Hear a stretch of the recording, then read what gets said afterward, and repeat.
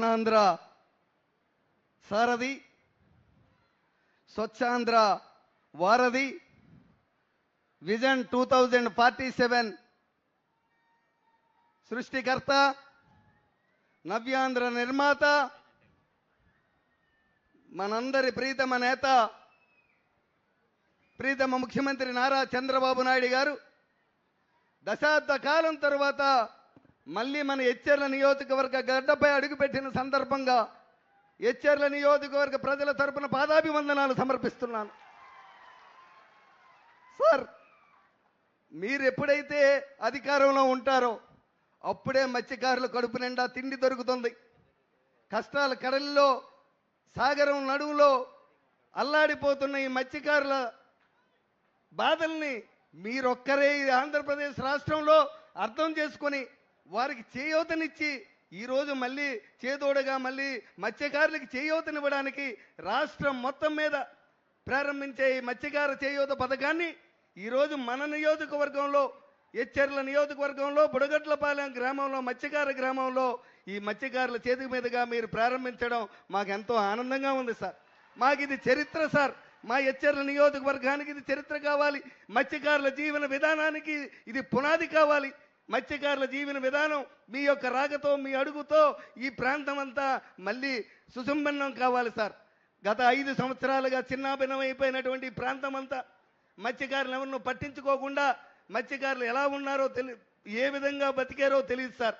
అటువంటి పరిస్థితుల్లో ఈరోజు మళ్ళీ మీరు ముఖ్యమంత్రి గారు అయిన తర్వాత సార్, మీరు నన్ను ఆశీర్వదించి ఇక్కడికి పంపించి ఈశ్వరరావుని అక్కడ అభ్యర్థిగా నిలబెడుతున్నానంటే కులాలకు అతీతంగా పార్టీలకు అతీతంగా 30,000 ఓట్ల మెజార్టీతో నన్ను శాసనసభ్యుడిగా మీకు బహుమతిగా ఇచ్చింది సార్ ఈ ఎచ్చెర్ల నియోజకవర్గం.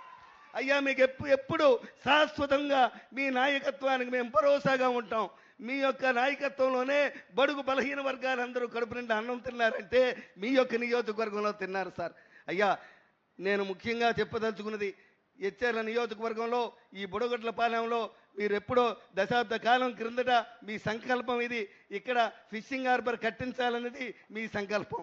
అటువంటి ఫిషింగ్ హార్బర్ గత 5 సంవత్సరాల్లో ఎన్నికల ముందు వాళ్ళు నామమాత్రంగా టెండర్ పిలిచి నామమాత్రంగా పునాది వేసామని చెప్పి తూతూ మంత్రం చేశారు తప్పించి ఏ విధమైన పనులు ముందుకు సాగలేదు సార్.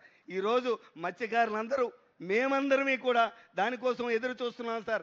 మీరు ఆ రాకతో మళ్ళీ బుడగొట్లపాలెంలో మళ్ళీ ఆ ఫిషింగ్ హార్బర్ పనులు మళ్ళీ ప్రారంభం అవుతాయి. ప్రారంభమయ్యి ఎంతోమంది మత్స్యకారులు సార్ కడుపుకి తిండి దొరక్క వేటకెళ్ళలేక ఎక్కడో హీరావల లాంటి ప్రాంతాలకి భార్యల్ని పిల్లల్ని ఇక్కడ వదిలేసి హీరావల గుజరాత్ లాంటి ప్రాంతాలకి 6-7 మాసాలు వెళ్ళిపోయి బతుకు తెరువు కోసం బాధపడుతున్నారు సార్. వాళ్ళంతా ఈరోజు మీకోసం మీ రాకతో నిజంగా వాళ్ళ ఆనందం చూస్తున్నాం సార్. మొదటిసారిగా ఇంతమంది మత్స్యకారులు ఒక్కసారి ఇంత ఆనందాన్ని చూస్తున్నారంటే అది మిమ్మల్ని చూసి సార్ ఆనందం అంతా. అయ్యా, వాళ్ళ ఆనందం, వాళ్ళ పిల్లలు బాగా చదువుకోవాలి, వాళ్ళ కడుపు నిండా తిండి పెట్టాలి, పిల్లలు బాగా చదువుకోవాలి. అయ్యా, వాళ్ళ పిల్లల చదువులు కూడా అంతంత మాత్రంగానే ఉన్నాయి. వీళ్ళు దూర ప్రాంతాలకు వెళ్ళిపోవడం వల్ల వాళ్ళ ఆదాయం సరిగా లేకపోవడం వల్ల పిల్లలు కూడా 10వ తరగతి వరకు చదివి మళ్ళీ హీరావాలాకి వెళ్ళిపోయి ఏ వ్యాపారాలు చేసుకుంటున్నారయ్యా.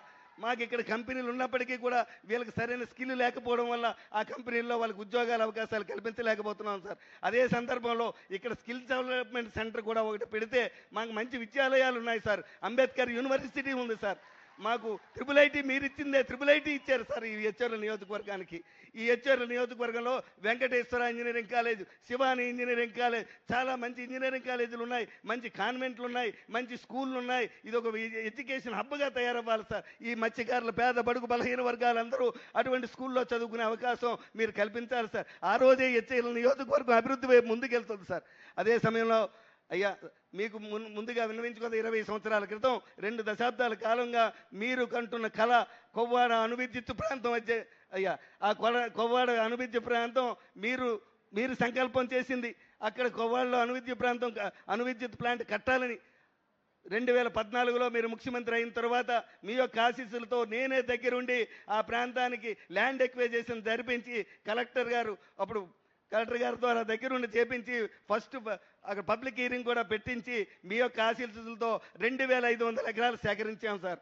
కానీ ఈరోజు కూడా మత్స్యకారులందరికీ కూడా కొవ్వాడ ప్రాంతంలో ఉన్న మత్స్యకారులందరికీ పునరావాసంగా మనం ధర్మవరంలో ఈ జాగా అలాట్ చేసాము సార్. కానీ ఈ రోజుకి కూడా అక్కడ ఆర్ఆర్ కాలనీ కట్టడం జరగలేదు సార్. గత 5 సంవత్సరాల్లో వైఎస్ఆర్సీ ప్రభుత్వంలో వాళ్ళని పట్టించుకోలేదు సార్. ఎక్కడ కూడా ఆర్ఆర్ కాలనీ ముందుకెళ్లాలని కానీ ఆలోచన కూడా వాళ్ళు ఎప్పుడూ చేయలేదు సార్. ఈరోజు మళ్ళీ మీరు ఇక్కడికి వచ్చారు. తప్పకుండా ఆర్ఆర్ కాలనీ ధర్మవరంలో అది పూర్తి చేసి సెంట్రల్ గవర్నమెంట్ ద్వారా మీరు పూర్తి చేసి దాన్ని మళ్ళీ ఇక్కడ కొవ్వాడలో ఉన్నటువంటి, ఎందుకంటే ఈరోజు అక్కడ గత 8 సంవత్సరాలుగా వారికి ఎటువంటి అభివృద్ధి లేదు సార్. తాగడానికి మంచినీళ్ళు కూడా దొరకని పరిస్థితి ఎదురవుతుంది సార్. మొన్న మీరు ముఖ్యమంత్రి అయిన తర్వాత మళ్ళీ అధికారులను అడిగి, కలెక్టర్ గారిని అడిగి మేము 4 బోర్లు వేయించుకొని 5 బోర్లు వేయించుకొని వాళ్ళకి మంచినీళ్ళు ఇచ్చాం సార్. వాళ్ళకి మంచినీళ్ళు కూడా లేవు సార్, రోడ్లు లేవు సార్. ఎందుకంటే ఈ ప్రాంతం అంతా ఇక్కడి నుంచి వికెట్ చేస్తారు కాబట్టి అక్కడ అభివృద్ధి పనులన్నీ కూడా ఆటంకం కలిగాయి సార్. మళ్ళీ వాళ్ళు ఇల్లు కట్టుకోలేకపోతున్నారు. పిల్లలకు పెళ్ళిళ్ళు చేసుకోవాలంటే ఎక్కడ పెట్టాలో తెలియదు. అటువంటి బాధల్లో ఉన్నారు సార్. తప్పకుండా మీ యొక్క రాకతో మళ్ళీ ధర్మవరంలో ఆర్ఆర్ కాలనీ వెంటనే మళ్ళీ ప్రారంభించి మత్స్యకారులందరినీ కూడా అక్కడికి చేర్చి వాళ్ళకి మళ్ళీ మంచి ఉపాధి అవకాశాలు కూడా వచ్చే విధంగా మీరు చేయాలని చెప్పి మత్స్యకారుల తరపున నేను కోరుతున్నాను సార్. అదే సందర్భంలో సార్, మా ఎచ్చెర్ల నియోజకవర్గంలో ఇప్పటికీ కూడా 60% మంది రైతాంగం వ్యవసాయం మీద ఆధారపడి ఉన్నారు సార్. ముఖ్యంగా సిగడాం కానీ లావేరు మండలాలు కానీ పూర్తిగా 100% వ్యవసాయ ఆధారిత మండలాలు సార్. కేవలం ఇక్కడ మనకు 3 కాలువలు ఉన్నాయి సార్. తోటపల్లి, మడ్డువలస, నారాయణపురం 3 కాలువల ద్వారా నీరు వస్తేనే ఇక్కడ పంట పండుతుంది సార్. లేకపోతే పండుతుంది. ఒకసారి పంట వస్తే చాలు సార్, మేము అంత బాధపడుతున్నాం సార్. ఒక్క పంటకి సంవత్సరానికి ఒక్కసారి నీరు వస్తే, మీ సమయంలో తోటపల్లిని 230 కోట్ల రూపాయలు ఇచ్చి 2014లో ముఖ్యమంత్రి అయిన తర్వాత 230 కోట్ల రూపాయలు ఇచ్చి తోటపల్లి ఫేజ్ 2 ప్రాజెక్టు పనులు పూర్తి చేస్తే కంప్లీట్ చేశారు. కానీ అక్కడి నుంచి ఆగిపోయిన పనులు ముందుకెళ్ళడం లేదు సార్. థైలాండ్లో ఉన్నాం సార్. ఈ 3 కాలువలకి కూడా మేము థైలాండ్ ప్రాంతంలో ఉన్నాం. మాకు నీరు రావాలంటే మిగతా ప్రాంతంలో ఈ కాలువలు మెయింటెనెన్స్ జరగాలి సార్. గత 5-6 సంవత్సరాల నుంచి ఎక్కడా మెయింటెనెన్స్ లేక, గత 5 సంవత్సరాల నుంచి ఒక్క చుక్క కూడా నీరు రాక రైతాంగం అంతా విలవిల్లాడిపోతుంది సార్. తప్పకుండా మీరు రాక, మీరు వస్తారు బాబు గారు వస్తారు, మనకు నీరు వస్తుందని చెప్పి పదే మీతో చెప్తున్నాం సార్. రైతాంగాన్ని అందరికీ చెప్తున్నాం సార్. ఈరోజు మళ్ళీ మీరు వచ్చారు. తప్పకుండా మాకు రైతాంగం, ఎచ్చెర్ల నియోజకవర్గ రైతాంగాన్ని అందరికీ కూడా ఒక భరోసా వస్తుంది సార్. తప్పకుండా నారాయణపురం కాలువ, తోటపల్లి కాలువలు రెండిటికి కూడా మెయింటెనెన్స్ చేపిస్తే అతి తక్కువ డబ్బులతో సార్ 2-3 కోట్ల రూపాయలు ఖర్చు పెడితే చాలు సార్. అక్కడ మెయింటెనెన్స్ చేస్తే ఈ 2 ప్రాంతాలకి, థైలాండ్ ప్రాంతానికి నీరు వస్తుంది సార్.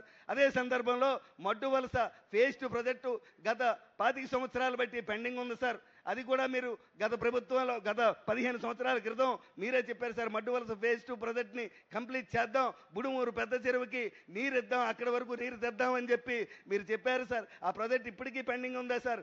గత గవర్నమెంట్లో ఆ 30 కోట్ల రూపాయలతో సుమారు టెండర్ పిలిచి నామమాత్రంగా అక్కడ కాంట్రాక్టర్తో పని చేపించి కాంట్రాక్టర్ని ఇబ్బంది పెట్టి, అల్లరబెట్టి, కాంట్రాక్టర్కి డబ్బులు ఇవ్వకుండా పంపించేస్తే ఆ ఫేజ్ 2 పనులు ఉండిపోయాయి సార్. 12,000 ఎకరాలకు నీరు వస్తుంది సార్.